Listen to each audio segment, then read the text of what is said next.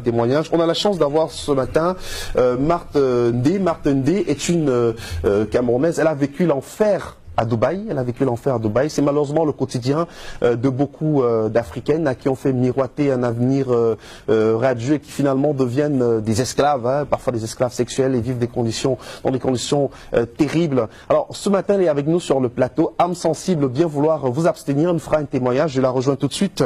Bonjour Marthe et merci à vous d'avoir accepté l'invitation. Je vous fais la bise. Comment allez-vous? Ça va. Voilà. Alors vous revenez de Dubaï. Vous êtes parti du Cameroun pour Dubaï et on vous promettait le ciel et la terre à Dubaï, mais finalement, au bout de quelques jours, tout cela s'est transformé en cauchemar. Est-ce que vous pouvez nous raconter votre histoire, Marthe? Oui, ça a commencé par quelqu'un qui m'a donné le contact d'un monsieur qui est à Dubaï, un arabe. Et c'est de là où tout a commencé. J'ai fait mes papiers et j'ai payé tout ce que il fallait pour voyager. Étant arrivé de là, le monsieur est venu me prendre et voilà où mon enfer commence. Le premier jour, il me fait comprendre d'appeler toute ma famille et convaincre ma famille que je suis bien arrivée. Je l'ai fait. Mais le lendemain, c'était une autre chose. Alors, vous êtes allé à Dubaï faire quoi concrètement? Est-ce que vous avez une formation ici au Cameroun? Qu'est-ce qui vous a motivé, vous, à partir à Dubaï?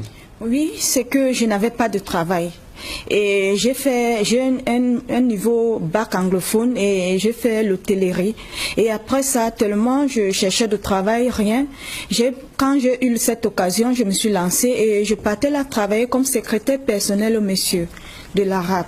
Bon, arrivé là, étant là-bas, j'ai commencé à travailler pour lui, mais je me suis rendu compte que quand j'ouvrais ses mails, il était en train de dire aux filles de venir travailler pour lui. Mais ce n'était pas ce qu'on faisait. Ce qu'on faisait, c'était qu'il vendait des filles dans des maisons, comme prostituées, comme des esclaves. Surtout moi, j'avais que 2 heures de repos. Toute la journée, je dois travailler, je dois faire tout ce qu'il me demande et abuser de moi sexuellement. Et tout ça, il n'y a pas de repos. Et il y a aussi on te bat, on te fouette avec la ceinture. Et il y a d'autres filles que je ne voyais pas où ils partaient. Parce que quand je joue cette rôle, de les convaincre d'arriver, j'étais obligée de les faire. Et dès que cette fille arrive, on m'enferme dans une chambre. Et après, je ne sais pas où on amène toute cette fille-là. Et c'est comme ça que la vie n'était pas facile. Tout ce que je voulais, c'était juste de rentrer dans mon pays. Mais comme on était tous en sécurité, on ne parlait pas. Tout ce qu'on te demandait de faire, ce n'est que ce que tu devais faire. Et si tu ne le fais pas, on te tape, on peut même te couper la main, on te bat. C'était donc tout ce que je vivais en ce moment. Mais je n'avais pas moyen de sortir de là. Est-ce qu'il a récupéré votre passeport quand vous êtes arrivé à Dubaï? Quand vous êtes arrivé, il vous a bien accueilli, on a récupéré le passeport?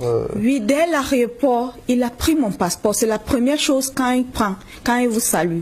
Et c'est de là qu'il m'amène à la maison. Et quand il m'a amené à la maison, le premier jour, ils m'ont présenté une chambre pour que je dorme. Mais le lendemain, ce n'était plus ça. Je dormais plutôt à côté de son lit parce que lui-même, il était malade. Il avait une toux à laquelle il toussait et il fallait un plastique à laquelle, à chaque fois, je dois changer ce plastique. Je dois lui faire son thé et je me couche à côté de son lit.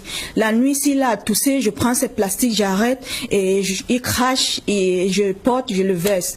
Et je suis obligée de faire tout ce qu'il me dit sexuellement. Il vous a demandé de lui faire des fellations, vous le faisiez des fellations? Oui, je le faisais. Malgré son état de santé? Oui, je dois tout faire ce qu'il me dit. Même si c'est à manger les caca, je dois le faire. Est-ce que c'est la situation de beaucoup d'Africaines dans ces pays arabes-là? Est-ce que vous avez rencontré d'autres Africaines et Camerounaises à Dubaï? Oui, quand je fuis de là, je me suis retrouvée en prison, je trouvais d'autres filles. Des filles qui avaient des blessures, des filles enceintes. Ils ne reconnaissent même pas le père parce que le cousin, l'oncle, le père, tous abusent d'elle. Et c'est comme ça que tout ce que chacun voulait, c'était de rentrer dans le pays. Et toutes ces filles étaient tous blessées. On priait juste qu'on puisse rentrer dans notre pays. Et comme nos passeports étaient à nos patrons, il n'y avait pas moyen. Et surtout comme il n'y a pas l'ambassade. Il faut chercher quelqu'un qui peut aller signer votre passe pour que vous puissiez rentrer dans votre pays. C'est comme ça donc que j'ai trouvé d'autres personnes. Et j'ai vécu vraiment des scènes à laquelle je voyais cette fille camerounaise, des filles africaines qui arrivaient. Et je me disais souvent que certains même su qu'on les tuait. Parce que je vivais vraiment certaines scènes. J'étais là présent, je voyais tout, mais je n'avais pas le droit de parler. Tout ce qui fallait faire, c'est juste jouer cette rôle.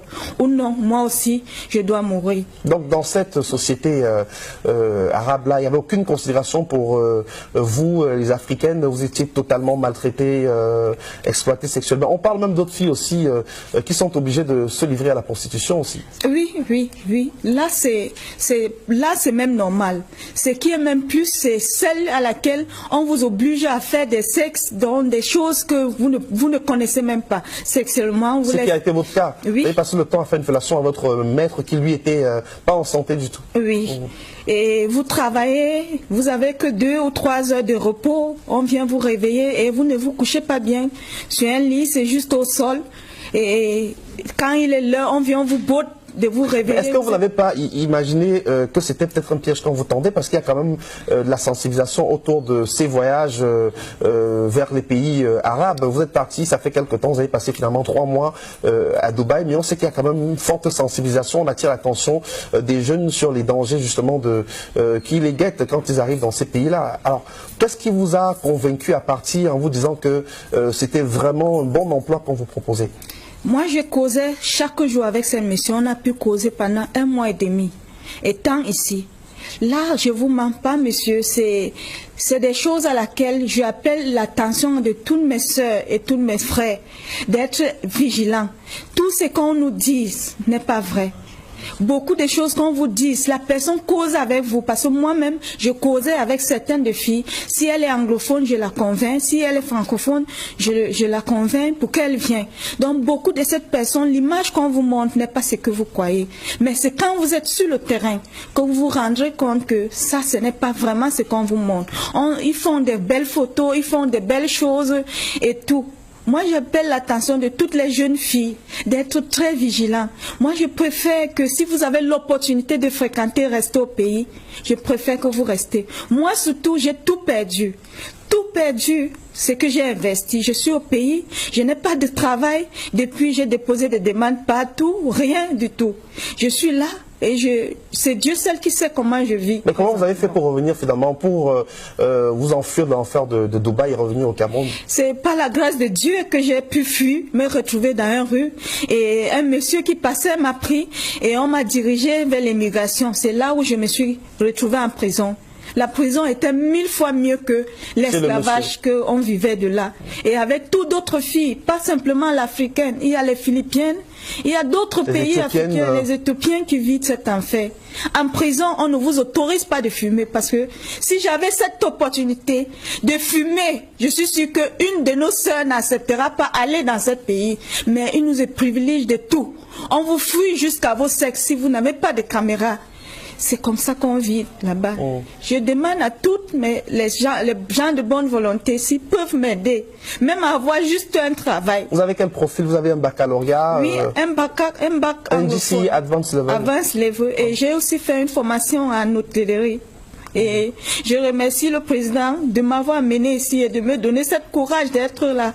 Et je vous bénis tous et je demande aux jeunes filles d'être très vigilantes.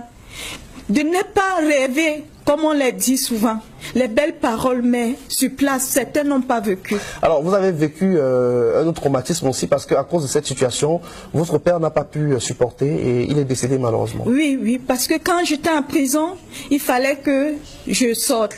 Et il n'y avait pas de moyens. Mon père, il était aussi un peu malade, mais du fait qu'il faut qu'il cherche des moyens pour me faire sortir. Et il n'y avait pas aussi le passeport. Il fallait beaucoup de prières parce que le Camerounais, je suis sûre que beaucoup de Camerounaises qui sont là-bas, qui sont enfermées, qui n'ont pas de passeport, ne reviennent plus. On vous envoie au Central Jail, c'est comme ça que vous vous retrouvez et vous vivez toutes vos années là. Si un jour on vous cherche, tant mieux, sinon toute vos vies. Ceux qui n'ont pas peur, ceux qui ont peur d'affronter la réalité et dire la vérité reste là et peut-être. Alors depuis que vous êtes revenu, est-ce que vous avez cherché à rentrer en contact avec le monsieur qui vous a fait partir à Dubaï? Je crois savoir que c'était un pasteur. Oui, le numéro ne passe plus, il n'est plus où je l'ai rencontré. Il n'est plus là. Dans tous ces contacts, dont je l'appelle, le numéro ne passe plus, je n'ai aucune nouvelle. Et le monsieur de Dubaï qui vous a maltraité, exploité sexuellement, l'arabe, vous avez cherché à rentrer en contact avec lui? Il a coupé les lignes. Il a coupé les contacts. Mais j'essaye souvent par ses emails parce que c'était pas ses emails qu'on communiquait et tout et tout. Mais c'est comme si quand il est maintenant très vigilant avec ce qu'il fait. Il y a beaucoup de Camerounaises dans cette situation-là à Dubaï? Oui, il y a beaucoup de Camerounais. Il y a ceux même que j'ai même, comme je causais français et l'arabe ne causait pas français, j'ai essayé de convaincre certaines de ces filles qui causaient l'anglais et un français de ne pas venir, que ce n'est pas vraiment un vrai rêve. Et certains d'eux ont accepté, certains se sont représentés et j'étais obligée de le faire. C'est tout ce que je pouvais faire pour puis survivre et rentrer au pays. Merci pour votre témoignage. Restez avec nous sur le plateau, Marthe.